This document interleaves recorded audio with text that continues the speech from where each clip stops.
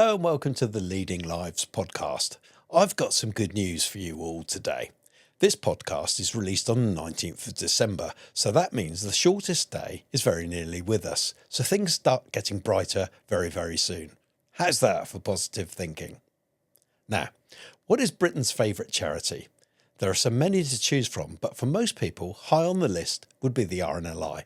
I'm delighted that today my guest is their Director of Fundraising, Marketing and Media, Jayne George. Jayne, welcome to the login. Thanks for coming in. Your job title is so far-reaching, isn't it? What do you do? Hi, Chris. So I'm the Fundraising, Marketing and Media Director for the RNLI, a job I am privileged to hold.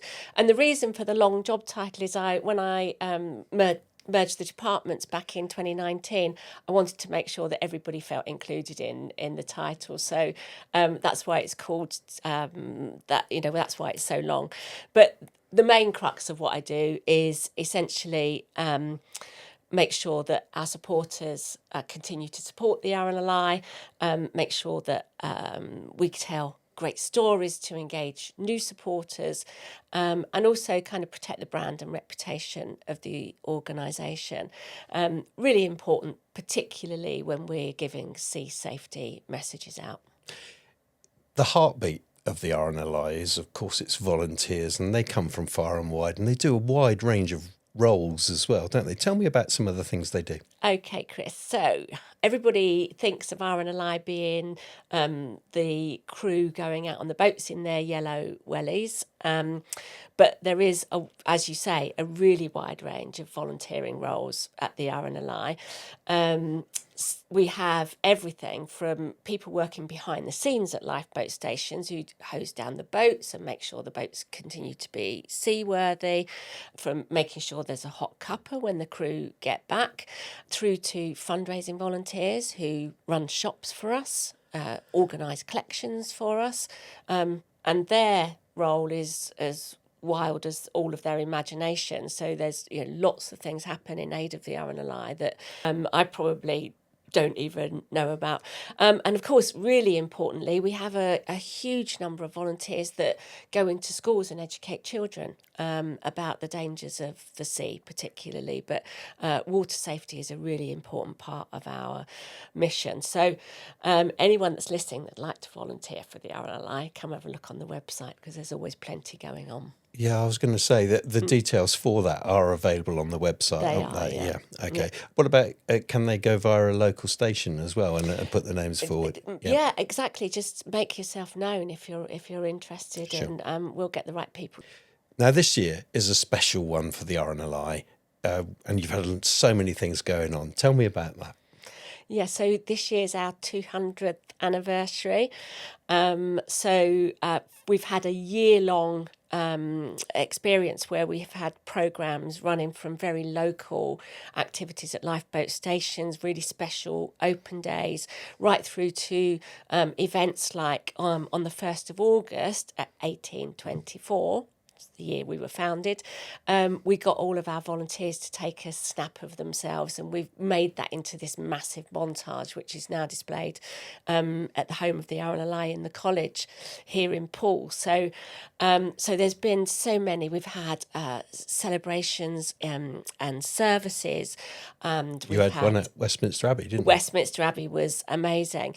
One of the things I'm really proud of actually is the 200 Voices podcast. So we got 200 people, all who have had a really, really significant story to tell. We've recorded them, obviously for the enjoyment of people to listen to, but for prosperity, and they range from very ordinary people. We talk a lot about ordinary people doing extraordinary things at the RNLI, and some of them are truly extraordinary. As one that I always call to mind as my highlight, and it was fortunately out when we were out on a shout in Ireland, one of our colleagues in the Coast Guard helicopters actually ended up drowning that night, and the podcast was from her sister telling us the story that night and how the family felt when they heard. But the thing that came through to me was that when we go out on a rescue, we don't know what's going to happen. But the fact for that family, we were able to recover, in this case, her sister's body, and bring that home to the family just made so much difference. And to hear her talking with such warmth about our crews and what they did for her and her family was something that touched my heart and had stayed with me ever since. I mean, I've re-listened to it a few times as well. I had the great pleasure of recording a few of those for you, actually. Ben Thompson up in Scotland, where he was talking about thinking of his kids while he was in the water. It was a fabulous story. Him and his friend were rescued, and they were thinking about their kids, and they were kept saying, "Love you lots like jelly tots." It was an astonishing story. There's 198 others that we haven't mentioned, so exactly. have a listen. It's on all good podcast outlets like Apple Podcasts, etc. Exactly. RNLI 200 Voices, a real highlight for me. Another highlight that I saw was the lifeboat flotilla in Poole. That was amazing, wasn't it? Yeah. So at that, Chris, we had lifeboats going back for as far back as we can, where lifeboats are still seaworthy and we're able to take part. But also we had lifeboats from other organisations. So the Dutch lifeboat service was also 200 this year. So we had some visitors from Holland as well joining us, all really put into context by the outgoing operations officer for the RNLI, Mike Vlasto, who worked here for a long, long time. And his narrative over the top of that was incredible. But yeah, just another great occasion where RNLI people came together and made something really special happen. And the sun came out, didn't it? It did. I think it was a bit rainy earlier in the day. It was. I was busy in the choir that day, going around the various venues singing. But it was a great occasion, a whole festival of the RNLI in Poole. The RNLI isn't funded by government and is reliant on donations. And many of these donations are gifts in wills. How important are those to the RNLI? Hugely important is the simple answer to that. We use this fact that 6 in 10 lifeboat launches are only possible due to the gifts that we receive in wills. It's very humbling that people think to write the RNLI into their wills in the first place. But it's a really, really important part of our overall kind of strategy for making sure the RNLI continues to exist into its 3rd century of fundraising. So we have lots of programmes to encourage people to continue to do that for the RNLI. Yeah. How do they actually go about organising? How do you make it easier for them? Well, we've got lots of information on the website rnli.org. If you just type in RNLI gifts in wills, you'll be taken straight to those pages. But there's lots of things. We run free will weeks, which means you can go to a solicitor and have a will written for free, with no obligation to the RNLI, but to make sure people realise that access to support is important when you're making those really, really crucial decisions about your personal legacy. So yeah, it's hugely touching. We have about 4,000 wills that we receive every year. Wow. It's an incredible form of giving, and obviously that means that we've touched people during their lifetime and made sure that they're thinking of us at that time. I think if anybody says the RNLI, the first thing you do think about is lifeboats. And one of the great initiatives that you've seen is the Launch a Memory campaign. Tell me more about that. Launch a Memory is very, very, very close to my heart. So it wasn't my brainchild. I've got an incredible legacy marketing team who came up with the concept of Launch a Memory. And it's so simple in its execution. People, for a suggested donation, put forward the name of their loved ones, usually someone that they're giving in memory of, hence the name, Launch a Memory. And in return for that gift, we include their name on the letters and numbers that run along the sides of our lifeboat. And we generally have about 10,000 names on a Launch a Memory boat, and we're just on Launch a Memory 7. And that's for the Exmouth lifeboat. And again, that campaign is still running. So if people want to be part of that, then you can, there's still the opportunity to. But what's really important is that long-term connection that they then have with our organisation, with our life-saving mission, because their loved one's name is going to be on the side of that boat for as long as that boat is in service, and usually that's 25 years, probably longer for the Shannon class. And it's the concept that their loved one is with our crews every time they go out to sea, and they're part of the crew too. And the stories that people hear, and again, I know that you know this because you've been involved with some of this filming, but the stories that people tell you about the dad that was in the Navy and therefore it's just fitting that he's going back to sea, or the grandmother that used to take me out when I was a titch and I was collecting with her, and she's been a lifelong supporter of the RNLI, and this is a great way of just remembering her.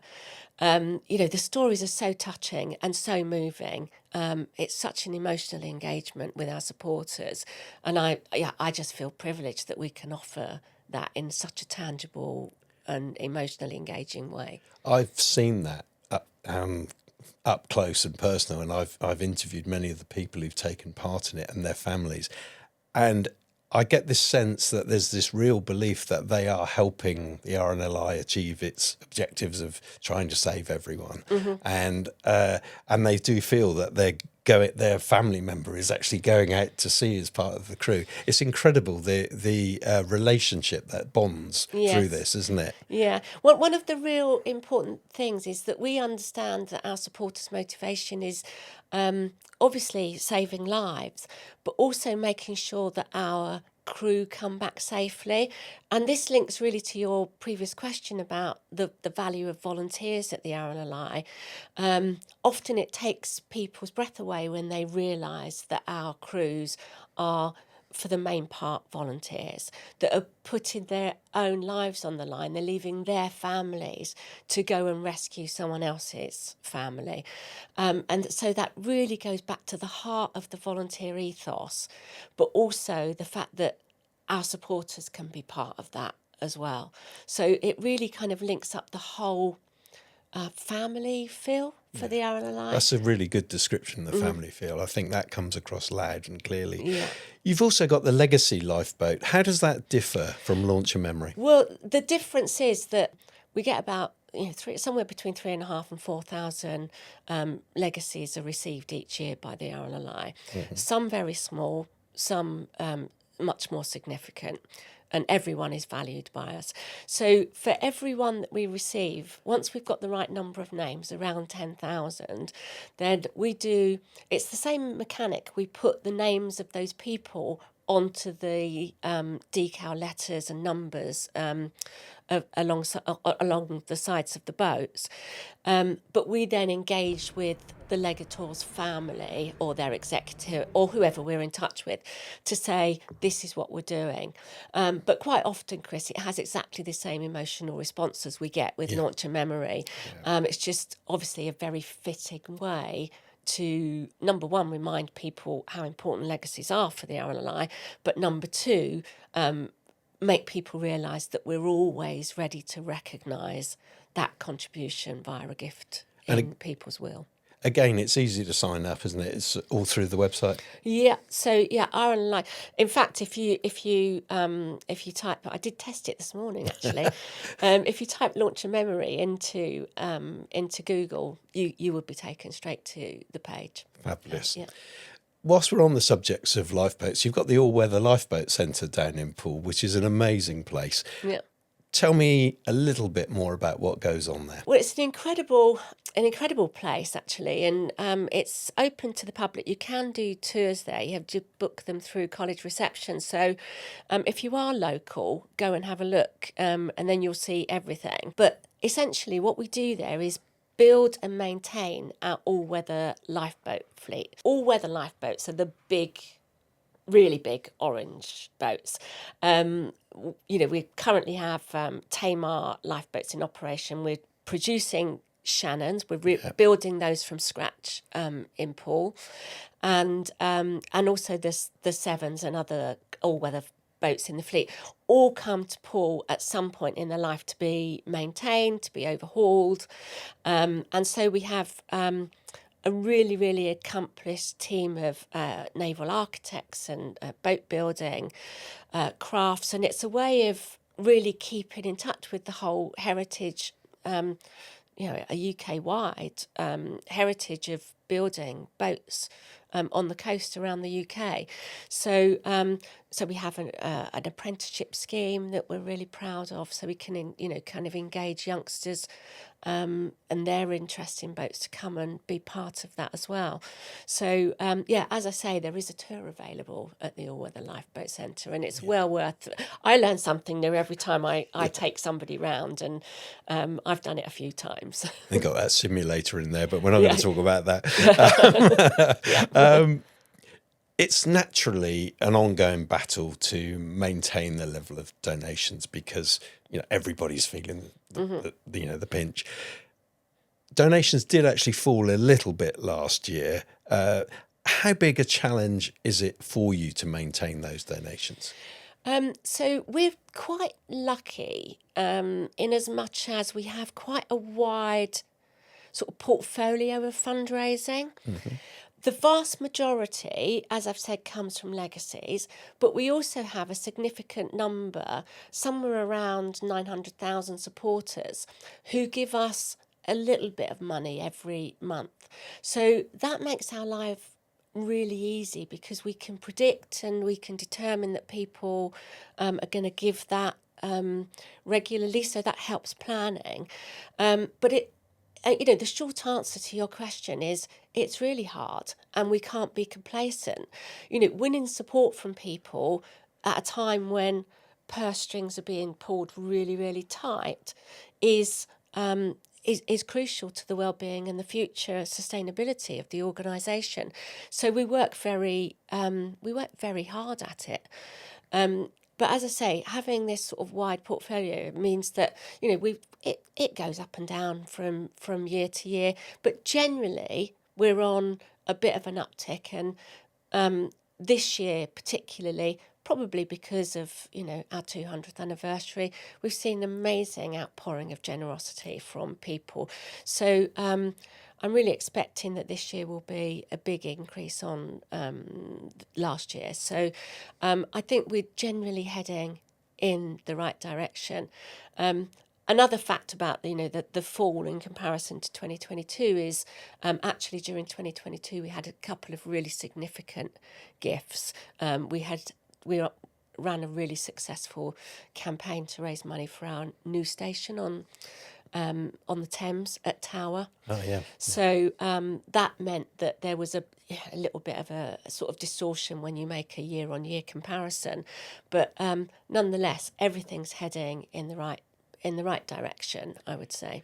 Yeah, I wanted to just touch on the issues that some media outlets have blamed the fall last year on the migrant crisis. But I did a bit of research on this, and in fact, in 2022, donations went up, as you said, after they were lower in 2021, and in 2023 they were higher than they were in 2021. Exactly. So it's not really full context to say that donations fell, and and as you've also said, 2024 you're expecting them to go up again because of 200. Yeah. So I think from the outside looking in, it would appear to me that charities as a whole are feeling things are a bit tighter because there's so many other things going on in people's lives. an energy crisis, war worries, even just, the cost of everything down the high street, food. I think that's having the biggest impact. Yeah, so it's hard to measure when you've got so many things changing all the time, but the RNLI has been dependent on voluntary support since we were since we started in 1824. So from the launch of the first lifeboat to the launch of our last lifeboat, I fully expect us to be funded by voluntary donations, and we may have to work a little bit harder to convince people to support us, but that's worth doing, because having that broad support means that those that the headline on any particular day is not going to impact us too badly. I heard in a previous episode of the podcast from Martin Edwards, who's the CEO of local charity children's hospice, Julia's House. The recent budget has put up the cost of their employers' NI contributions by £242,000. I would imagine that's excuse the pun, but a drop in the ocean compared to the RNLI. How are you going to cope with a massive rise like that?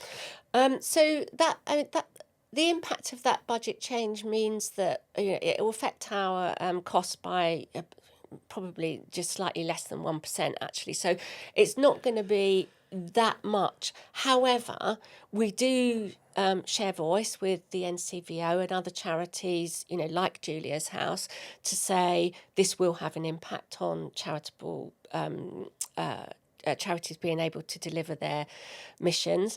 But again, if you put that into the context of history, we've been buffeted by the policies of I've never counted how many governments, actually, since in those 200 years.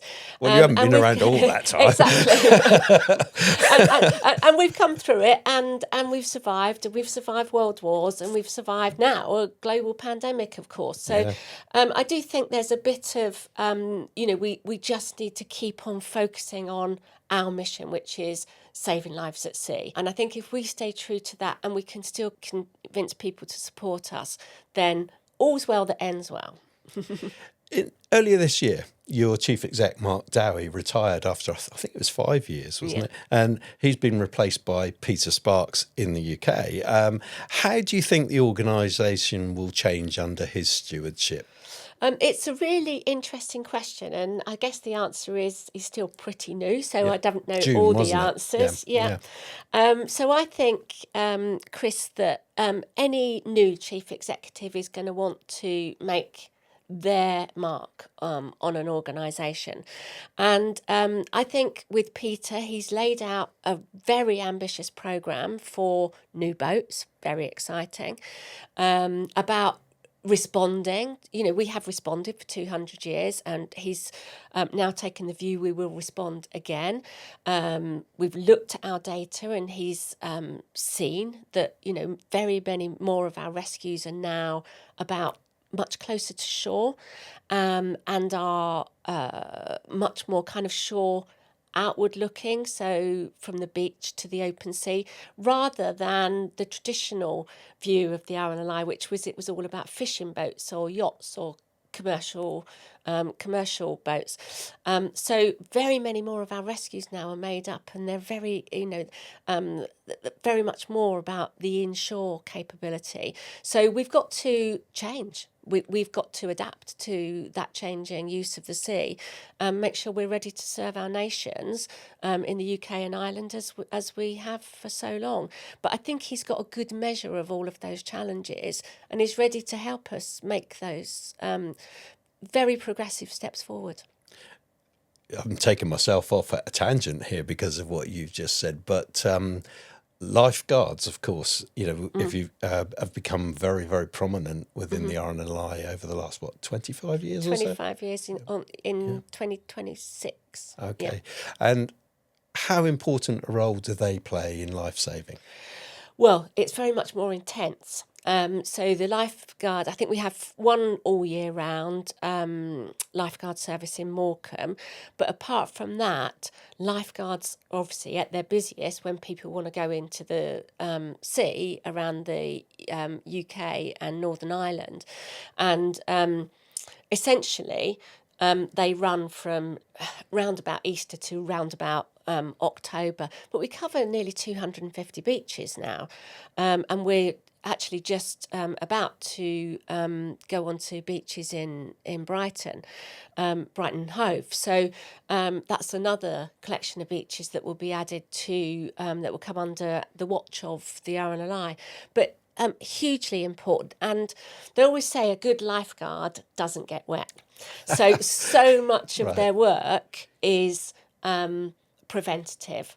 It's about making sure the flags are in the right places and making sure that people are kind of listening to the advice that we're giving on beaches. But the interesting thing is that when a lifeguard incident happens, it's generally over in about a minute and a half. Really? That quick? Yeah. And hardly noticed. So when people think of RNLI rescues, they tend to think of big boats crashing through waves.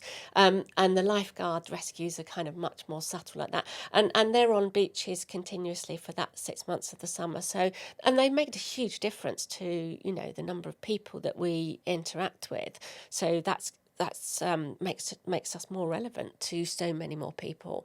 So all in all, I'd say the impact over those 25 years has been massive. When I mentioned Peter Sparks, I was going to go on to say that the RNLI, of course, is operational in Ireland. And in Ireland, you're led by Anna Classen, the Yes. first lady in the role. Yeah. And how important is that to the RNLI, that you've got a lady at the top there? Well, not just Anna, of course, but Ireland's obviously one of our regions that Anna heads up, and the first one to head up in Ireland. But we've got Jill Hepburn in Scotland as well.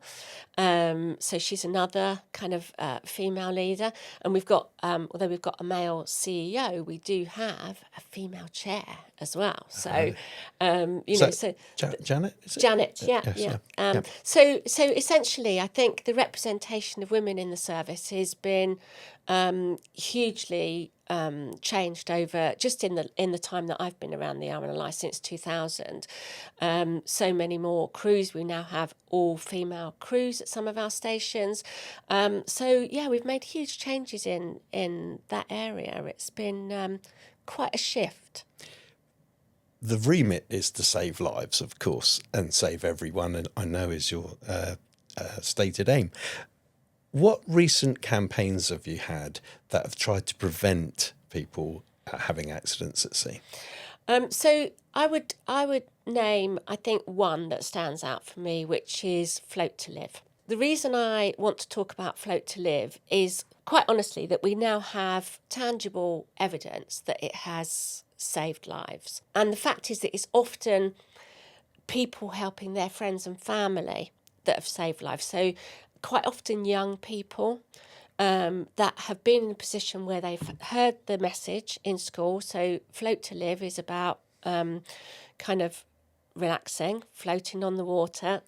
Floating like a starfish is the quote that we use with, kind of under 10-year-olds, and teaching them to relax and not panic. And then once they've got their breath under control, they can then make actions and make the right decisions to help save themselves. But we've got some lovely anecdotal stories where children have used this to help other children that have got into trouble, and we now have it on record that people have said, if I hadn't heard that message, I don't think I would have survived. So it's what's such a simple message, Float to Live, and it's just about how to float on top of the water in order to preserve yourself and your energy. What about overseas operations? Some argue that the RNLI should spend money in Britain and Ireland alone. Why do you undertake operations overseas? So quite often the RNLI is described as a world-class life-saving service. the global challenge around drowning is immense. So it feels to us like there's a moral obligation to share what we know and can offer in terms of support to other countries in order to help them manage their own risks, which are obviously very different from those in the UK. But the one stat that stays in my mind is something like 327 children will drown every day. Every day. Every day. So I think that says we have something to offer in this space. And our work with the United Nations means that we now have World Drowning Prevention Day every year on the 25th of July. And UNICEF have now started encouraging, we're working with UNICEF in some of the countries we're working with, starting to encourage every country to take on an obligation to prevent drownings where they're most at risk. And that's all supported from the vision of our founder, Sir William Hillary, talked about us outreaching to other countries from the very birth of the RNLI. It's in his statement to our nation.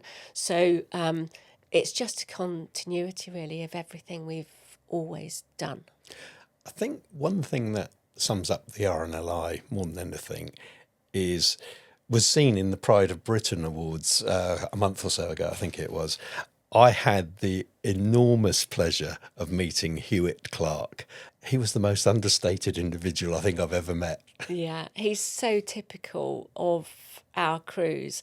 So often people refer to our crews as heroes, and they will shake their heads every single time and say, this is just what we do. It's what we're trained to do. We can only do it because of the support of the public. But Hewitt, as you say, is, I think, a master of understatement. He volunteers, in fact, he still volunteers for the RNLI, but not in a seagoing capacity anymore. Yeah. But his watch was 35 years. He ended up being the coxswain at Lerwick.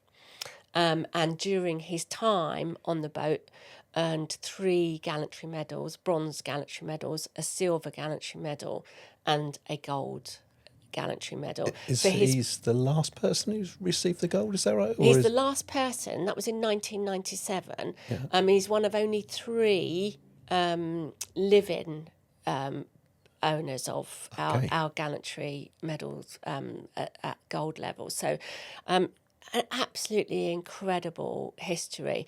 But that rescue was pretty hairy by all accounts. And the way he tells it was just like, we had the equipment, we had the training, we just went and did our job. The gold was actually for the rescuing 15 people from the Green Lily in 1997. And along with the Coast Guard helicopter, the RNLI's crews brought 15 people ashore. When I saw the interview notes of his career, it said that he was credited with saving an amazing 319 lives. Exactly. I mean, that's beyond comprehension, isn't it? It is. And it's another RNLI tradition, but in order to count that as a life saved, we've got such a high bar, that it literally has to be the last point of call would be us. And, it's got to have happened where there's no one else around. Nothing else could have intervened to have saved this person. So the truth is, it's probably instrumental in a lot more than that. But, 319 is a significant number. Talking of traditions, of course, we're very, very close to Christmas. And for most people, that's the time to spend with their families or away from work. But that's not the case with the RNLI, is it? Our crews are on call 365 days a year, 24/7. And Christmas is exactly the same as any other day. They carry their pagers. Over the course of the time between Christmas and New Year, RNLI's crews will probably be called out a dozen times, and that's people leaving their Christmas dinners and leaving their children unwrapping their presents and going out and doing what they do, which is save lives at sea. And of course, we've got a Christmas appeal where every year we tell that story. We tell the story of a Christmas rescue and talk about the sacrifice that our crews make on behalf of our nations. It's an especially poignant time, isn't it? Mm. Yeah. We're coming to the end. We've got about 3 or 4 minutes left to go. How do you see the RNLI developing over the next 5 years? So 5 years, I think... It's a bit arbitrary, but, you know, over the next few years. We will continue to invest in making ourselves sustainable for the future. We've touched on, the changes that Peter wants to bring to bear, because we need to respond to the changing use of the waters around the UK. So are we going to be doing anything other than saving lives at sea in some way, whether that's through water safety programmes or lifeguards or lifeboats? Probably not. But the ways that we do that, I think we're going to really have to start developing our thoughts around how we respond to the changing, stand-up paddle boards, walkers getting cut off from the tide. The number of people now that we rescue are so rarely, literally out at sea, a long way out at sea. They're now much more likely to be close to shore, Chris. And that's our challenge. We need to adapt our fleet. We need to adapt our training. We need to think about how we're going to respond to that challenge. The RNLI is not a self-serving organisation. We only exist because we're needed. And so we need to be ready to respond when things change. And I think that's what the next 5 years is going to be about. I've seen you've been developing partnerships as well over the recent years, like, for example, with the Black Swimming Association. How important have those been for you? Well, that's crucial because the RNLI, obviously, we are a very well-known, well-trusted organisation, but there are communities that we don't reach. So if we can get to people in with the Black Swimming Association in London, in places where they are comfortable, and get to them before they get to the coast, then that's going to serve us well. So it's about working with in partnership with people that can spread our word to people that otherwise wouldn't hear it. So that's enormously beneficial. And I think we've always had this dependency on voluntary support. We've always had a dependency on voluntary donations. So having partners that also volunteer to spread our message, kind of the next natural step, really. Jayne, it's been really wonderful having you in. I think we've covered a lot of ground there in that 40 minutes or so. And thanks for answering all the questions. So we'll see you again, hopefully, in the new year. But have a good Christmas yourself. Yeah, thanks. Happy Christmas to all of your listeners from the RNLI. That's our final Leading Lives podcast before Christmas. So I'd like to wish you a very Merry Christmas and a Happy New Year for 2025. And we'll be back before you know it. We've got some great guests lined up for the new year, so please do subscribe and join us again soon. Thanks again.